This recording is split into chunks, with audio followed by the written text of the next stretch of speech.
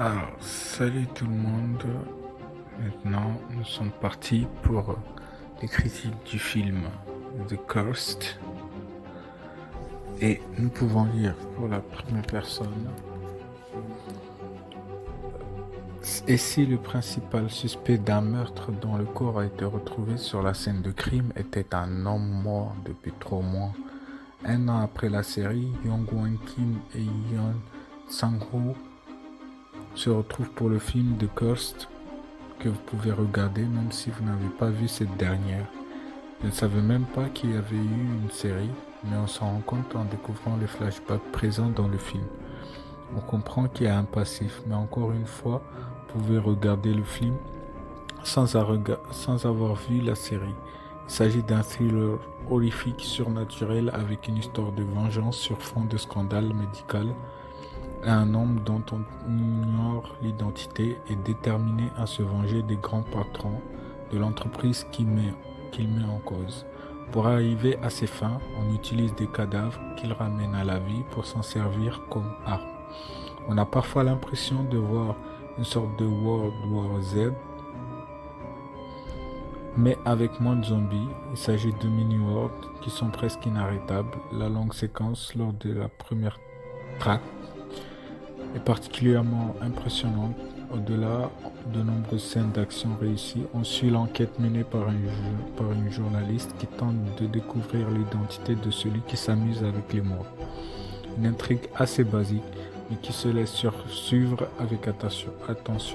Le principal intérêt du film est cette particularité avec ses morts vivants. C'est spécial, mais ça fonctionne car c'est assumé et bien foutu. En somme, c'est pas mal et ça donne envie de découvrir la série. On va partir sur le deuxième commentaire. Ah, c'est un bon film d'infectés morts-vivants envoûtés comme on les aime, gore tendu et coréen. Une bonne recette qui fait un bon divertissement de genre qui plaira aux aficionados. L'aspect surnaturel de manipulation des morts est original et bien rendu sans verser dans la sorcellerie à l'excès. Un très bon film. Critique suivante. Le moins que l'on puisse dire concernant le dernier film du réalisateur, Le Dernier Train pour Busan, est qu'il manque sacrément d'envergure. Retrouver le personnage de la série qui n'était pas si mal que ça aurait pu retenir l'attention s'il ne tombait pas ici dans le grand guignolesque, dans la facilité pour ne pas dire la paresse. Mélange de morts-vivants et de sorcellerie servi d'explications pseudo-scientifiques et de légendes. On nage dans un mauvais film de série B baignant dans adrénaline dans certaines productions américaines. Un film sans âme dont j'attendais beaucoup. Dommage. Critique suivante. Un très bon thriller paranormal qui parvient à procurer quelques frissons grâce à un scénario habile et une réalisation efficace offrant quelques séquences spectaculaires et un suspense haletant. Avec en plus en trame de fond un sous-texte original et intéressant, l'avidité et le manque d'éthique des industries pharmaceutiques. Critique suivante. Si l'on tient compte du synopsis, l'ensemble est bon, sans temps mort et plutôt sous tension. De plus, avec une très belle photographie, l'histoire originale sert allègrement à créer le mystère, le déroulé et le final attendu. Un thriller légèrement horrifique sur fond de polar plaisant. 3,5 sur 5. Critique suivante. Bon film fantastique et thriller coréen qui se donne les moyens de ses ambitions. Le scénario n'est pas trop compliqué, les effets spéciaux sont bons, il y a du rythme du début à la fin. Certaines scènes sont un peu répétitives, mais on ne peut pas dire qu'il n'est pas original et différent de la masse. Il est très bien filmé et les acteurs sont irréprochables. Critique suivante. J'ai tenu 20 minutes, nullissime, même sans grandes attentes. Digne d'un téléfilm de série Z. Mauvais effets spéciaux, jeu ridicule. Affure. Critique suivante. Un thriller horrifique qui démarre plutôt bien avec ce qu'il faut de mystère et de tension, mais qui part un peu dans tous les sens et donne un résultat un peu bordélique. Ouh, c'est chaud quand même. On passe aux critiques suivantes.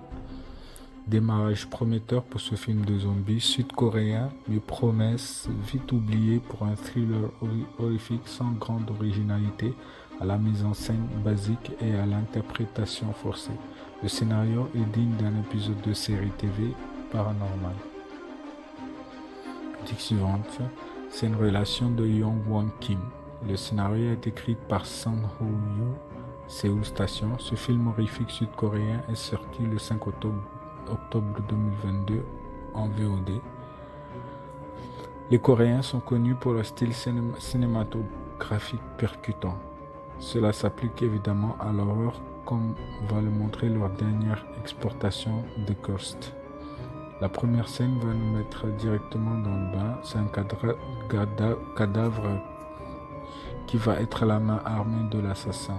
L'ambiance est sombre, il n'y aura pas beaucoup de scènes violentes, mais lorsqu'elles arrivent, celles-ci sont intenses. Les différents styles adoptés apportent de la diversité. Par moments, on va être dans l'angoisse et le maléfique, alors que dans d'autres, ça va être beaucoup plus direct, avec notamment l'attaque du bâtiment. L'histoire de fond va permettre de maintenir un fil rouge intéressant. Les agissements de l'industrie pharmaceutique sont pointés du doigt. On est pris dans l'intrigue pour savoir qui est derrière cette machination. Dommage que le côté magie noire prenne trop le dessus à un moment. On était dans le bon rythme, mais l'ajout d'une sorcière pousse le curseur trop loin. Le personnage de la journaliste qui nous tient en haleine, Ji-won, est très bien dans son rôle. Autour d'elle, les autres ont du mal à s'imposer. Le twist final, même s'il est attendu, va rabattre les cartes de façon intéressante pour conclure. Titre suivante. Un film qui dévoile les coulisses d'une grande entreprise pharmaceutique d'un vaccin qui part en cacahuète. Pas la peine de voir à quoi le réalisateur fait allusion. Un mélange d'horreur et d'investigation qui m'a laissé sur ma faim. Dernier train pour Busan était meilleur. À voir uniquement si vous aimez les films coréens. Critique suivante. N'ayant pas vu la série qui en découle, mon jugement peut en être faussé. Pas fan de ce genre en général, ce film m'a étonné dans le bon sens. Déjà car les Coréens sont forts dans l'innovation et dans la barbarie, ce film en a tous les codes. Cependant, malgré que l'histoire soit pleine de suspense, nous n'avons pas de mal à deviner qui se cache derrière tout ça dès le début et il manque de rebondissement. Après, il y a des bons éléments fantastiques, mais l'écriture des scénarios est très simple. Ce film est surtout à voir pour sa fougue. On regarde quelque chose de nouveau, mais le trip genre fait que l'histoire part un peu dans tous les sens. Critique suivante. J'adore de l'action dès le début, du genre ne laisse pas les spectateurs mariner. J'aime bien le film, j'ai toujours eu un faible pour le cinéma asiatique. Et enfin, notre dernière critique à nos chers amis coréens et le superbe film.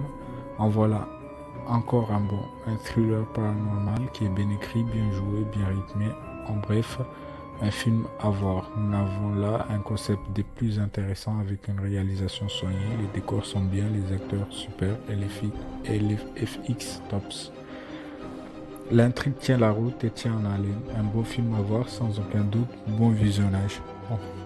C'est un bon visionnage pour ceux qui vont le voir.